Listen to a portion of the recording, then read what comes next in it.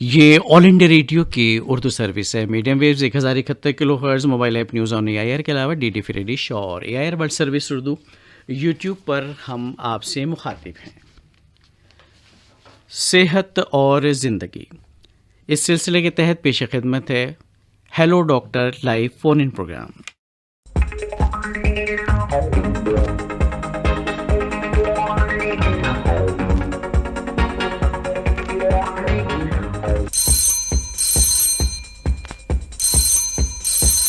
Hello doctor.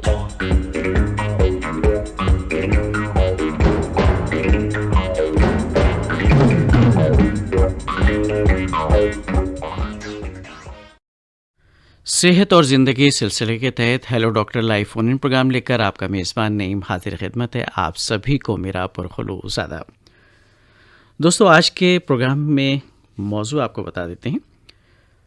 Ayurveda में सौदा, सफरा और बलगम यानी वात, पित्त और कफ से होने वाली मुख्तलिफ आम बीमारियां, वजूहात और इलाज, इस मौजू के हवाले से बातचीत करने के लिए हमारे स्टूडियो में मौजूद हैं आयुर्वेदपैथी के माहिरीन डॉक्टर एनडी शर्मा साहब। आप retired chief medical officer NDMC और कंसल्टेंट सीजीएचएस के तौर पर भी आपने अपनी खिदमात अंजाम दी हैं। सबसे पहले तो हम खैर मकदम कर लेते हैं अपने मेहमान का। डॉक्टर एनडी शर्मा साहब, आपका खैर मकदम हमारे स्टूडियो में। इससे पहले कि प्रोग्राम में आगे बढ़े दोस्तों, आपको बता देते हैं हमारा फ़ोन नंबर। आज के प्रोग्राम के लिए जो हमारा नंबर है उसे नोट कर लीजिए। 01123421082।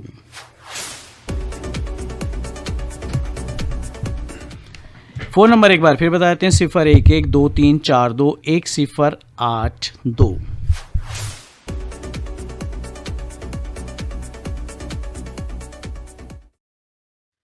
डॉक्टर शर्मा, सबसे पहला हमारा जो सवाल आपसे रहेगा वो यही रहेगा कि आम आदमी नहीं जानता कि वात, पित्त, कफ क्या है। अगर हम आयुर्वेद की बात करें तो सब जानते हैं, आप चूँकि आयुर्वेदाचार्य हैं, स्पेशलिस्ट हैं इस पैथी के, लेकिन आम आदमी किस तरह से अंडरस्टैंड कर सकता है वो ज़रा-सा हम जानना चाहते हैं। उसके बाद बात करेंगे इन तीनों के मुतालिक कि इनसे कौन कौन सी आमतौर पे बीमारियां होती हैं, किस तरह के साइन सिम्टम्स होते हैं, उनसे कैसे बचा जा सकता है, उनका क्या इलाज है, क्या तदबीर हमें इख्तियार करनी चाहिए उनसे महफूज रहने के लिए। जी, धन्यवाद। देखिए, ये वात, पित्त, कफ जो आपने इसका जो जिक्र किया, ये मुख्य रूप से आप इनको एक लेमन भाषा में समझें तो ये 3 स्तंभ हैं हमारे शरीर को धारण करने के लिए। बैलेंस में इनका रहना वात, पित्त, कफ का शरीर को स्वस्थ रखता है, और ये अगर कहीं इम्बैलेंस हुआ, बिगड़ा, इनका संतुलन बिगड़ा तो ये शरीर में तरह तरह के विकार पैदा करने लगते हैं। तो वात, पित्त, कफ, ये तीनों त्रिदोष हमारे शरीर के बैलेंस के लिए बहुत आवश्यक है, और अगर संतुलन बिगड़ा तो आपको बीमारियां होने लगेगी। जैसे वात को यदि हम लेते हैं सबसे पहले, तो जैसे कि वात का आपको पता है, वायु जिसको कहते हैं, वात का चंचल स्वभाव है जी। तो यदि आप वात प्रकोपित है किसी व्यक्ति की, तो उसको जोड़ों में दर्द, शरीर में दर्द, सिर में दर्द, चलने फिरने में परेशानी, सांस का फूलना, ये तरह तरह के विकार, दर्द संबंधी, जोड़ों का क्षरण वगैरह, ये सब होगा, क्योंकि वायु का स्वभाव चंचल है। और वायु ही, देखिए, शरीर के अंदर वायु ही आपके सारे के सारे काम को करता है, चाहे वो पाचन संस्थान हो, चाहे वो हृदय का काम हो, चाहे वो जितने भी काम हैं, मेटाबॉलिक जो फंक्शंस हैं, वो वायु ही सबको धकेलता है, इधर से उधर, उधर से इधर, बैलेंस में लाके, तो वायु ही काम कराता है। कई तरह की वायु होती हैं, है ना, वान वायु, अपान वायु, प्राण वायु हृदय में स्थित होती है, अपान वायु, ये डिफरेंट चीज़ें हैं। तो ये तो होता है वायु का। पित्त का, अब देखिए, पित्त जो होता है ये अग्नि का कारक है। तो जब भी, हाँ, जो आपके उसमें नईम साहब, ये ना, सौदा, सफरा, बलगम, जी बिल्कुल सही कहा। तो पित्त जो है ना, अग्नि का कारक है। तो इसमें आपको जो है ना, एसिडिटी होगी, जलन होगी, उल्टी भी हो सकती है, और आपको खाना खाने के बाद बेहद जलन भी रहेगी, और आपके जो है ना शरीर में जो है ना एकदम बर्निंग सेंसेशन रहेगी, हाथ पैरों में भी जलन रहेगी, ये सब चीज़ें होंगी।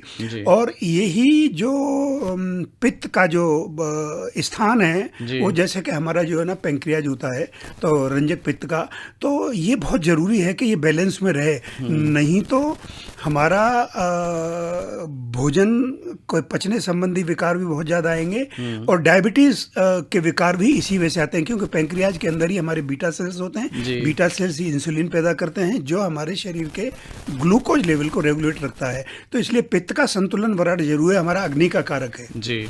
और इसी हवाले से अगर बात की जाए जिगर को लेकर, तो वो भी बड़ा अहम उज़्व है हमारे जिस्म। जिगर हमारे शरीर का मेन पावर हाउस है जी। आप उसको मानिए कि एक हमारा मेन पावर हाउस है। उसके अंदर जो मेटाबॉलिक फंक्शन होता है, जिगर यानी कि लिवर अपने मेटाबॉलिक फंक्शन के जरिए हम जो भी भोजन लेते हैं उसको दो पार्ट में बदलता है जी। एक पार्ट को तो एनर्जी के रूप में कन्वर्ट करता है, जो हम दैनिक क्रियाकलापों के लिए वो एनर्जी हमारी इस्तेमाल होती है, और एक दूसरा पार्ट जो होता है वो वेस्ट के रूप में वो निकाल देता है, मल के रूप में निकल जाता है। और दूसरे हमारे शरीर के जैसे अब देखिए, अगर आप शुगर को अगर लीवर के अंदर यदि फैट इकट्ठा होता चला जाता है, शुगर को भी बढ़ावा देगा, डाइजेशन को भी बढ़ावा देगा। थायराइड की जितनी बीमारियां आजकल जो चल रही हैं वो सब हमारा चय अपचय मेटाबॉलिज्म जिसको कहते हैं उसके अस्त व्यस्त होने से ही होती हैं। फैट जब जमा हो जाएगा, जिसको कहते हैं आम भाषा में लोग कह देते हैं कि फैटी लीवर है, वो 3 तरह का है, ग्रेड 1 है, ग्रेड 2 ग्रेड 3 है। तो अगर फैटी लीवर होता चला जाएगा तो इन सारी की सारी बीमारियों को जन्म देगा। हमारे शरीर की जो लीवर की 10% जो ऊर्जा है जी, वो हमारे खाने को अगेन एनर्जी में परिवर्तित करने में खर्च होती है बेशक। तो उससे जब और हमारा खाना जैसे ही पच जाता है वैसे ही हमारे शरीर का जो बेसिक मेटाबॉलिक रेट है वो बढ़ता चला जाता है। जैसे जैसे बढ़ता चला जाएगा आपका डाइजेशन दुरुस्त हो चला जाएगा, आपको शरीर में स्फूर्ति भी महसूस होगी जी। और ये जिगर का जो आपने जो अच्छा, जिगर में ही आप देखिए ना, जिगर के अंदर जितने भी सेल्स वगैरह होते हैं, जैसे कूफर सेल्स होते हैं, अगर वो इन्फ्लेम्ड वगैरह हो जाते हैं तो उससे बहुत सारी बीमारियों का जन्म लेते हैं। जैसे कि पहले तो फैटी लीवर जब होगा तो डाइजेशन में सबसे पहले फ़र्क पड़ेगा, वोमिटिंग भी होगी, एसिडिटी भी होगी। फिर मैं आपको याद दिलाऊं, जैसा मैंने शुरू में कहा था, वायु सर्वत्र गर्मते, यानी वायु ही इन सारे कामों को हर जगह एक जगह से दूसरी जगह ले जाने में सहायक होती है, काम वही कराती है बिल्कुल। और जो जिस वक्त जो लिवर का इन्फ्लेमेशन अगर हो जाएगा तो आप ये देखिए आपको भूख भी नहीं लगेगी। जॉन्डिस जैसी बीमारी है जो हमारे लीवर से ही संबंधित है, हेपेटाइटिस तो अगर आप हम जॉन्डिस वगैरह को या कामला को या फैटी लीवर को ध्यान न दें, अगर उसका उपचार न कराएं तो वो कन्वर्ट होता है जाके हेपेटाइटिस में। वो लेटर स्टेजेस है, वो बहुत ज़्यादा खतरनाक स्टेज हो जाती है। तो ये जो कहने का तात्पर्य है कि जो हमारा मुख्य पावर हाउस जो है हमारे शरीर का, जो जिगर है, इसका हमें विशेष रूप से ख्याल करना है। जो चीज़ें हमारे जो लीवर को हानिकारक हैं उनको हमें अवॉइड करनी चाहिए, और जो इसको लीवर के सेल्स को दुरुस्त रखती हैं, इसको टोन अप रखते हैं, हमें उसको जो है ना इस्तेमाल करना चाहिए। बड़ी उम्दा बात आपने बताई। अभी तक जो बात हुई वात और पित्त के हवाले से, यानी सौदा सफरा के हवाले से बात हुई है, और आगे भी कफ़ के मुतालिक भी हम बात करेंगे, लेकिन उससे पहले अपने सामीन को बताना चाहेंगे आज के प्रोग्राम में आप भी अगर कोई मालूमात हासिल करना चाहते हैं हमारे एक्सपर्ट से, तो आप हमारे स्टूडियो में बराह रास्त फ़ोन कर सकते हैं। हमारा फ़ोन नंबर है 01123421082।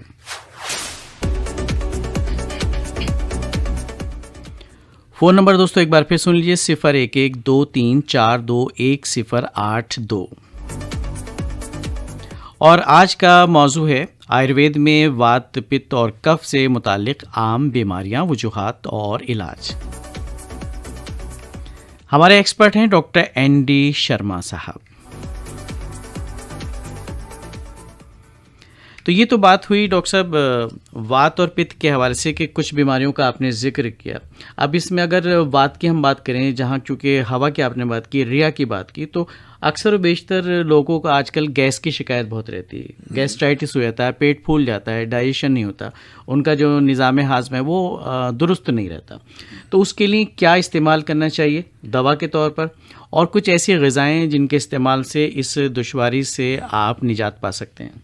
देखिए, गैस जो कहते हैं ना, गैस बनना अपने आप में कोई बीमारी नहीं है जी। ये आपके किसी दूषित लाइफ स्टाइल का नतीजा है। यानी कि अगर आपका भोजन पचने की वजह, अगर आपका भोजन ठीक तरीके से डाइजेस्ट हो रहा है तो आपको गैस बनेगी ही नहीं। गैस बनने का मतलब यह है कि आपके भोजन का पाचन ठीक तरीके से नहीं हो रहा, वो भोजन सड़ रहा है जी। तो उसके सड़ने की वजह से जो उसके अंदर से जो गैस बनेगी वो आपके स्टर्नम में होकर ऊपर की तरफ जाएगी और आपके स्टर्नम को भी हिट करेगी, गले को भी हिट करेगी, और इसको कहते हैं गैस का बनना।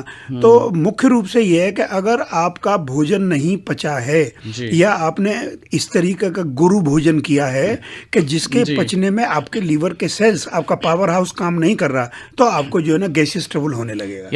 यानी ज़्यादा मिर्च मसाले इस्तेमाल किया आपने, फैट का इस्तेमाल ज़्यादा किया, चिकनाई बहुत ज़्यादा ली, या फिर आपने आम ज़बान में कहें तो जंक फूड का इस्तेमाल ज़्यादा किया, जिसकी वजह से आप इन परेशानियों में मुब्तला हो गए। तो ग़िज़ा की अगर बात की जाए तो इन ग़िज़ाओं से जो है परहेज़ करना चाहिए। बिल्कुल करना चाहिए। अब जैसे देखिए, जैसे कि अगर आपको लीवर को हमको दिन प्रतिदिन भोजन के लिए चाहिए, सबसे ज़्यादा कार्बोहाइड्रेट चाहिए जी, जो हमको करीब 35 to 40% जो चाहिए। उससे कम चाहिए हमको प्रोटीन 25% तक, और सबसे कम हमको चाहिए फैट, बसा जिसको कहते हैं, वो हमको 10%, 15% तक, 18% तक बहुत होती है। अगर हम फैट की मात्रा बढ़ाते हैं तो जिगर, लीवर उस सब की पाचन क्रिया को सुचारू रूप से चलाने में असमर्थ होता है, तो डाइजेशन नहीं कर पाएगा, जो डाइजेस्टिव एंजाइम्स आ रहे हैं उनका उपयोग नहीं कर पाएगा, तो वो सड़ने लगेगा, और जिस वक्त तो जो है ना रोट होने लगेगा तो वो जो है ना गैस के रूप में ऊपर की तरफ जो निकलेगा। इसलिए एक जो भोजन जो लेते हैं उसमें ये ध्यान रखें, फास्ट फूड तो आपने जैसे कहा कि बिल्कुल ठीक बात है, फास्ट फूड तो जहाँ तक है बिल्कुल अवॉइड करना चाहिए। अभी अगर आप अपने चारों तरफ देखें ना, जो आपके मिलने जुलने वाले हैं, देखिए जो थायराइड की जो आम शिकायत है, इवन बच्चों को आज से, जब हम कभी 30-40 साल पहले हम थायराइड के कोई केस सुनते थे, कोई 100 में एक आध आ गया। आज हमको हर लेडी को देखिए, तीसरी चौथी लेडीज को थायराइड की प्रॉब्लम है। उसका अगर आप हिस्ट्री देखें तो बचपन से ही आजकल लोगों को क्या आदत है, घर में हम खाना नहीं खाएंगे, बाहर खाएंगे, फास्ट फूड खाएंगे, लेकिन वो ये नहीं देखते कि उस फास्ट फूड को टेस्टी बनाने के लिए जिन केमिकल्स का उसमें प्रयोग हो रहा है वो नुकसानदेह है, आपके थायराइड को फंक्शन को डिफंक्शनल करते हैं, फंक्शन नहीं करने देते आपके जो है जिगर को भी। अच्छा, थायराइड का फंक्शन मेनली रिलेटेड है जिगर के चैप जैसे मेटाबॉलिक फंक्शन से। तो मेटाबॉलिक फंक्शन आपका यदि स्लो हुआ या डिस्टर्ब हुआ तो आपको जो है ना थायराइड का भी जो है ना बढ़ना शुरू हो जाएगा जी। तो ये तो बात हुई कि खाने का हमें ख्याल रखना चाहिए, अपनी ग़िज़ा का ख्याल रखना चाहिए, किन चीज़ों का इस्तेमाल करें, किन चीज़ों का नहीं करें। अगर किसी को गैस की बहुत ज़्यादा दुश्वारी रहती है तो क्या कुछ आयुर्वेदिक ऐसी दवाएं हैं जिनका इस्तेमाल करके हम निजात पा सकते हैं? बिल्कुल बिल्कुल। देखिए, अगर आपको फिर गैस की जो है ना, तो उसमें सबसे पहले तो ये देखिए कि आपको कब्ज यानी कॉन्स्टिपेशन तो नहीं है। अगर कॉन्स्टिपेशन है तो सबसे पहले तो आप सिंपल उपाय से चलिए। सिंपल उपाय तो ये है कि त्रिफला चूर्ण रात को गर्म पानी से आप मतलब जो लें, 1 चम्मच प्रतिदिन लें, और आप उससे जब आपका पेट साफ होने लगेगा तो आपको पेट साफ होने के साथ साथ आपको जो है ना गैस का जो इन्वेजन है ना वो ख़त्म होता चला जाएगा। अगर आपको उससे भी नहीं हो रहा है, फ़ायदा नहीं हो रहा है, तो आप ऐसा करें, दिन में एक आरोग्यवर्धनी बटी की 2 गोली सुबह और 2 गोली दोपहर, 2 गोली शाम को लें, आरोग्यवर्धनी बटी। और एक कुमारी आसव, एक आता है आसव है हमारा कुमारी आसव, उसके 5 चम्मच दवा बराबर का पानी मिला के खाना खाने के बाद आपको लेना है। अगर कॉन्स्टिपेशन इससे रिलीज नहीं हो रहा त्रिफला चूर्ण से, तो उसकी जगह आप ले सकते हैं, एक होता है, नाम है उसका स्वादिष्ट विरेचन। स्वादिष्ट विरेचन कहते हैं उसको। 1 चम्मच प्रतिदिन रात को गुनगुने दूध से या गुनगुने पानी से ले लें, एक दिन पूरी चम्मच लें, उससे अगले दिन आधी चम्मच लें, उससे अगले दिन चौथाई चम्मच लें और फिर खत्म कर दें। तो क्या ये वाकई स्वादिष्ट होता है, जायकेदार होता है? क्योंकि नाम से तो स्वादिष्ट इसलिए ऐसा है ना, उसमें जैसे त्रिफला में जो है ना थोड़ी सी कसैलापन है कसैलापन ना, इसमें नहीं है, वो नहीं है, तो उसका नाम है। अब देखिए ना, आप उसमें नाम पे मत जाइए। एक हमारे आयुर्वेद में एक औषधि होती है स्वर्ण माक्षिक भस्म जी, उसमें स्वर्ण जैसी कोई चीज नहीं होती है, लेकिन उस औषधि का जो रंग है वो स्वर्ण जैसा है, तो इसलिए उसका नाम रख दिया है स्वर्ण माक्षिक। तो ऐसा कुछ नहीं है। तो जो आपका स्वादिष्ट विरेचन चूर्ण जो आप लेंगे, देखिए कभी भी ये आपको कब्ज को रिलीज करने वाली जो औषधियां हैं वो लगातार नहीं लेनी चाहिए। 2-3 दिन लिए आप कब्ज को देखिए ना, पेरिस्टाल्सिस, आपकी आंतों के मूवमेंट्स होते हैं, आंतों के जो मूवमेंट्स होते हैं, मूवमेंट्स का मतलब ये है कि आंतों में एक संकुचन की और प्रसार की जो प्रक्रिया है वो मल को आगे धकेलेगी, और यदि वो मूवमेंट्स कम हो जाएंगे, जिनको पेरिस्टाल्सिस कहते हैं, तो व्यक्ति को कब्ज रहेगी। इसलिए जरूरी यह है कि जो आंतों के जो पेरिस्टाल्सिस मूवमेंट्स हैं वो सुचारू रूप से चले और प्रसार और संकुचन की अवस्था में वो वेस्ट को आगे धकेले। और इस बीच लाइन पर एक कॉलर है, उनसे बात कर लेते हैं। हेलो हेलो जी, कौन सा बात? आदाब कौचाले जी, अनिल कौचाले जी, आदाब। क्या जानना चाहते हैं? सबसे पहले तो आपको कुछ खबर देना चाहेंगे कि हमारे फेसबुक पे आपका समय कितना नहीं करता, तो हमने फोटो देखा। अच्छा, ये बड़ी अच्छी बात है, लेकिन फिलहाल तो यहाँ बात हम कर रहे हैं सेहत और जिंदगी के हवाले से, यानी hello doctor live phone in programme चल रहा है, तो उस हवाले से आप क्या जानना चाहते हैं? सवाल जानना चाहते हैं कि अगर किसी को खाना हजम नहीं होता है सर, तो कुछ भी खाने से, क्या आवाज आ रही है आपको? हाँ जी, बिल्कुल सुन रहे हैं, आप बताइए, जारी रखिए अपनी बात। अगर मतलब किसी को खाना हजम नहीं होता, कुछ भी खाने से उसको मोशन जाना पड़ता है, मसाले की चीजें, जी खांसी बहुत आती है, खांसी के साथ बलगम आता हो, तो उसके लिए आयुर्वेद में कितने सक्षम है, मतलब कि हम कर सकते हैं? जी, बहुत शुक्रिया सवाल करने के लिए। जानना पड़ता है आयुर्वेद ऑपरेशन का भी कोई ऑप्शन है क्या अगर पूरी दुनिया के? जी, तो एक सवाल में कई सवाल इन्होंने किए हैं। हाँ, जरा आप दोहराएं मुझे। जी, एक तो इन्होंने कहा कि अगर डाइजेशन यानी कि निज़ाम हाजमा जो है इनका वो गड़बड़ है, खाना खाते हैं डाइजेस्ट नहीं होता, कई बार लूज मोशंस हो जाते हैं, दस्त या इसहाल हो जाते हैं, और कई बार कॉन्स्टिपेशन हो जाता है, और फिर दूसरी बात इन्होंने की कि खांसी कई बार बहुत ज़्यादा हो जाती है, वो नहीं जाती, तो क्या इसमें आयुर्वेदिक इलाज जो है वो कारगर है दोनों में? देखिए, मैं सबसे पहले जवाब देना चाहूँगा आपके अंतिम वाक्य का। आपका अंतिम वाक्य का, क्या इसमें आयुर्वेद कारगर है? आयुर्वेद संसार की सबसे पुरानी पैथी है, इससे सब कुछ जायज है, सबका इलाज हो सकता है। अगर आप थोड़ा सा पीछे जाए तो आप देखिए भगवान धन्वंतरी को देखिए, उनके हाथ में अमृत कलश और जलोका है, यानी कि मानव शरीर में जितने रोग हो सकते हैं उन सबका उपचार आयुर्वेद में मौजूद है। दूसरी बात, आपने ये कहा कि इंडाइजेशन की बात, आपने जो ये कहा कि लूज मोशंस हो जाते हैं, खाना खाने के बाद आपको मोशन जाना पड़ता है, ये निशानी है एक आयुर्वेद में। बगैर आपको जांच किए तो मैं ज़्यादा नहीं बता सकता, लेकिन आयुर्वेद में एक बीमारी है जिसको कहते हैं संग्रहणी। संग्रहणी में ये है कि आपको खाना खाया आपने, आपको मोशन जाना पड़ता है, उसमें आपको कभी लूज मोशंस हो जाएंगे, कभी आपको कब्ज हो जाएगी। इसके अंदर संग्रहणी को, एक चीज़ मैं आपको बताऊँ, संग्रहणी बहुत धीरे धीरे पनपती है, ये 2-4 दिन में नहीं पनपती है, सालों में पनपती है, और आपकी लाइफ स्टाइल से संबंधित है। यदि आपका खान पान नियमित नहीं है, सबसे बड़ी बात यह है कि यदि आप खान पान को नियमित नहीं करेंगे, रात को 11 बजे खा रहे हैं, 12 बजे लोग खा रहे हैं, वो ठीक नहीं है। तो वो जो है ना, हमारे शरीर की जितनी भी जो प्रक्रिया है, मेटाबॉलिक प्रक्रिया है, वो सन के असेंडिंग ऑर्डर में और डिसेंडिंग ऑर्डर में चलती है। तो खान पान से ये अमीबासिस जिसको कहते हैं, या संग्रहणी जिसको कहते हैं, जो आपको खाना खाने के बाद मोशन जाना पड़ता है, वो इससे होता है। यानी पेचिश की बात कर रहे हैं आप, जिसमें म्यूकस आता है। पेचिश, हाँ बिल्कुल बिल्कुल बिल्कुल, पेचिश इसकी और बिगड़ी हुई अवस्था है।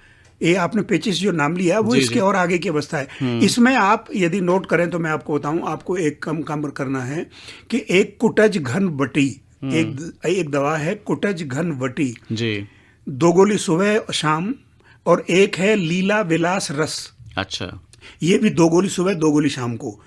अच्छा, और खाना खाने से पहले एक बिल्व चूर्ण, बिल्व अगर आप जानते हो, बिल्व का एक बेल पत्र होते हैं, शिव जी पे चढ़ाते हैं, तो आप बिल्व पत्र जो है ले सकते हैं, और वो बिल्व चूर्ण होता है, एक मिलता है बाजार में, एक चम्मच बिल्व चूर्ण आप खाना खाने से 15 मिनट पहले लें, फिर खाना खाएं, और खाना खाने के आधा घंटे बाद आपको लेना है कुटजारिस्ट।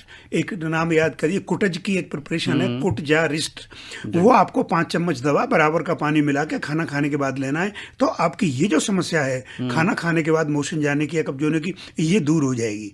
रही बात आपकी जो दूसरा सवाल था खांसी की कफ, देखिए खांसी के लिए ये है कि आपको, यदि आपको चेस्ट में कंजेशन है, देखिए लंग्स जो होते हैं उन लंग्स में एल्वुलाइज होते हैं। अगर आपने एक लोहार की धोकनी कभी देखी हो ना कहीं जहाँ वो करते हैं, तो जिसमें पंपिंग जो होती है, इसी तरीके के हमारे फेफड़ों के अंदर एक एल्वुलाइज होते हैं जिसमें हवा का संकुचन और प्रसार होता है। यदि हम उनमें इन्फ्लेमेशन हो जाए, कंजेशन अगर हो जाए, तो वो प्रचार प्रसार ठीक तरीके से नहीं होगा और आपको बाउट्स खांसी के आते रहेंगे। तो एक तो ये देखना पड़ेगा कि कहीं आपके लंग्स में कंजेशन तो नहीं है जी, उन छोटी छोटी नालियों में कहीं बलगम तो जमा नहीं है। तो अगर वो है तो फिर उसमें आपको जो है ना गोदंती भस्म है, श्रृंग है ना, आपको प्रवाल है, अभ्रक भस्म है, ये सब चीजें मिला के देनी पड़ेंगी। साथ में रसमाड़िक भी देनी पड़ेगी और एक कनका सब 5 चम्मच कनका, आधा कप उबले हुए पानी में 5 चम्मच कनका सब लीजिए और 1 चम्मच वासा अबले मिलाइए। चटनी होती है वासा अबले, जैसे च्यवनप्राश होता है, उसको आधा कप गर्म पानी में कप में घोलिए और जैसे चाय पीते हैं गरम गरम पीजिए आप, तो ये आपकी खांसी को दूर कर देगा। ये ज्यादा दिन तक नहीं चलेगा, ये तो आपको खांसी 2-3 दिन में ही ठीक कर देगा चेस्ट कंजेशन को। लेकिन जो आपका पहला सवाल है संग्रहणी का, जो मैंने बताया है, आपको आराम तो 3-4 दिन में ही हो जाएगा, लेकिन इसको कंटिन्यूअस आपको जारी रखना है 6 हफ्ते तक। और इसमें आपको ये देखना है, उसके बाद टेस्ट कराना है कि म्यूकस तो नहीं आ रहा है। और अगर आपको जब म्यूकस नहीं आ रहा है और आपको जो मोशन, खाना खाने के बाद मोशन जाने की समस्या ठीक हो जाती है, तब फिर आप इसको जो है ना बंद कर सकते हैं। बहुत शुक्रिया डॉक्टर शर्मा। अभी बात हमारी जारी है, क्योंकि एक कॉलर है इस बीच लाइन पर, उनसे बात कर लेते हैं। हेलो हेलो, अस्सलाम वालेकुम भाईजान। वालेकुम अस्सलाम। अबरार खान, अलसना तहसील शेखगांव, जिला बुल्ढाना। जी अबरार भाई, कैसे मिजाज? अल्हम्दुलिल्लाह, आप कैसे भैया? जी मैं भी अच्छा हूँ। बताइए क्या जानना चाहते हैं, क्योंकि वक्त कम है, जल्दी से अपना सवाल कर दीजिए। सर हमारा पोता 4 माह का है जी, और उसकी छाती में अक्सर बलगम जमा रहता है। डॉक्टर जब भी ले आते हैं डॉक्टर भाप देते हैं जी, और हम चाहते हैं कि आयुर्वेदिक का इस्तेमाल करें, उसके लिए कुछ उपाय बताइए डॉक्टर साहब। जी जरूर, बहुत शुक्रिया कॉल करने के लिए। देखिए 4 माह का जो बच्चा है, वैसे तो मैं आपको एक चीज बताऊं कि आप माँ के खान पान पे ज्यादा ध्यान दें, क्योंकि 4 महीने के बच्चे को अपने आप से कोई बीमारी नहीं होती, सबसे पहले तो ये ध्यान रखें।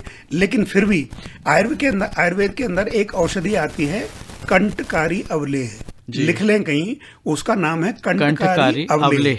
ये 2 फॉर्म में आता है, एक लिक्विड फॉर्म में भी है, एक ग्रेन्यूल्स फॉर्म में भी है, जैसे बाजरे के दाने होते हैं ना, उस टाइप का छोटा।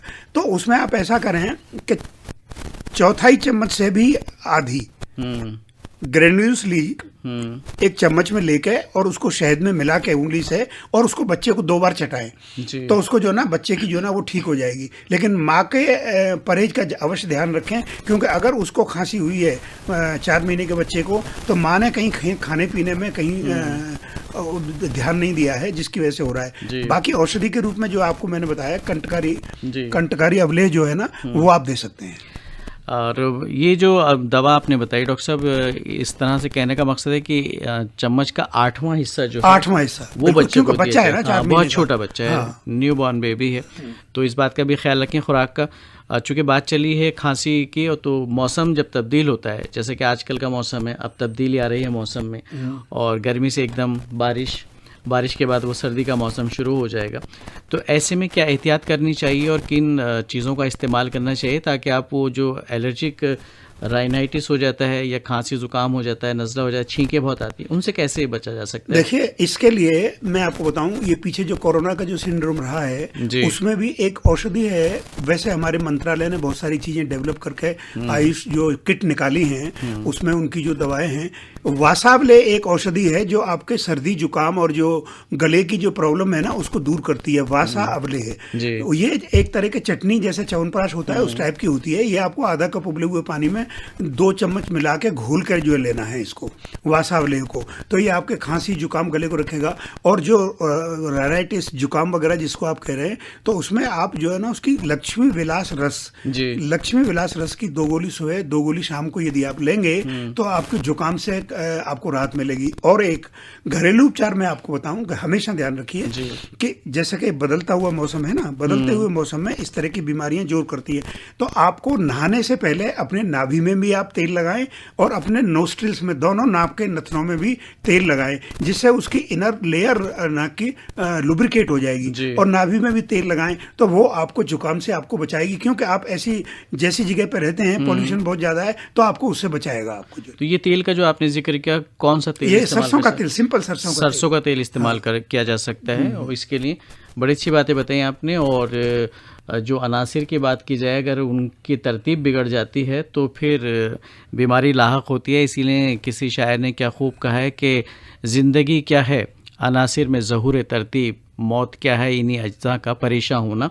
और वात पित्त कफ की अगर बात की जाए, इनमें से अगर किसी में दोष आ जाए तो इसीलिए इसको त्रिदोष के नाम से भी जाना जाता है। क्योंकि यस में मेरी बात के लिए सर हिलाया डॉक्टर शर्मा साहब ने। और डॉक्टर शर्मा, एक बात और जानना चाहते हैं क्योंकि वक्त बहुत कम रह गया।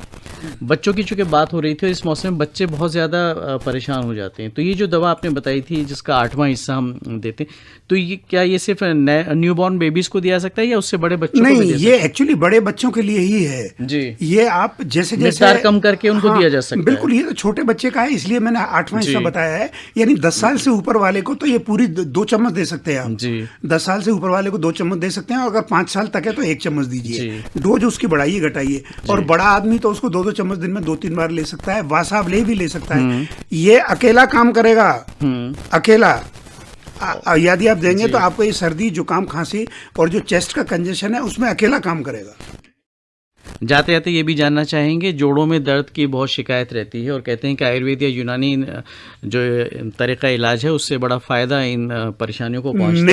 निश्चित रूप से ये आप जो इसके लिए आयुर्वेद का इलाज ही लेना चाहिए। देखिए, एक तो ये देखना है कि जो जोड़ों का जो दर्द है उसके कारण बहुत होते हैं। एक तो पहले उन कारण को जानना आवश्यक है। लेकिन जनरली साधारणतया लिगामेंट्स की प्रॉब्लम है, गैप कम हो जाता है हड्डियों में, या उम्र की वजह से है, तो उसमें आप एक सिंपल चीज ध्यान रखिए।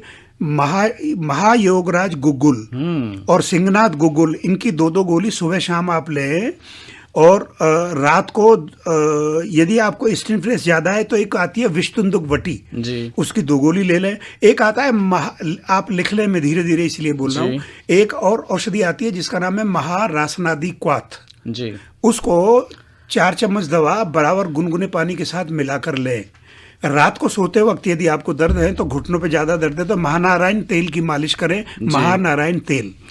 और अगर नींद ना आती हो तो उसके लिए भी कोई तेल बता दें जिससे मालिश करके सुकून की नींद ली जा सके। देखिए, वो ये गलत नोशन है कि कोई तेल की मालिश करने से कोई नींद नहीं आएगी। नींद आने का सिंपल ये है कि आप जो मस्तिष्क का, आपका दिमाग का स्विच है उसको ऑफ कर दीजिए, है ना, तो उससे जो है ना अच्छी नींद। लेकिन फिर भी अगर आप जानना चाहते हैं तो एक औषधि आती है, मालकांगनी का तेल आता है, एक मालकांगनी, ज्योतिषमती मालकांगनी। आप रात को मालिश करके सो जाइए, थोड़ी सी अगर आपको टेंशन नहीं है तो आपको नींद आ जाएगी।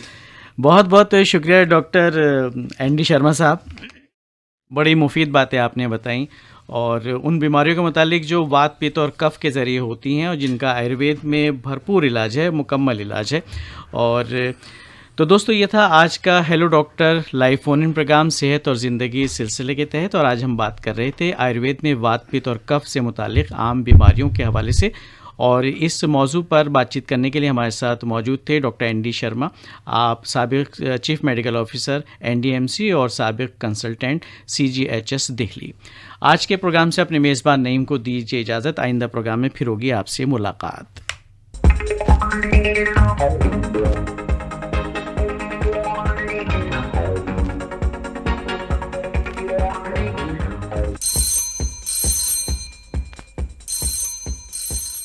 Hello doctor.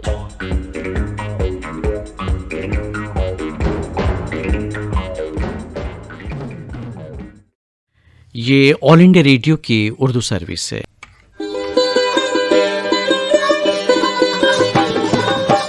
गंगा जमनी तहजीब की अक्कास उर्दू सर्विस की नशियात आप ऑल इंडिया रेडियो की नेबरहुड सर्विस 1 से समाप्त कर रहे हैं। ये नशियात DRM 1071, news on AIR app और DD फ्री डिश पर भी दस्तयाब है।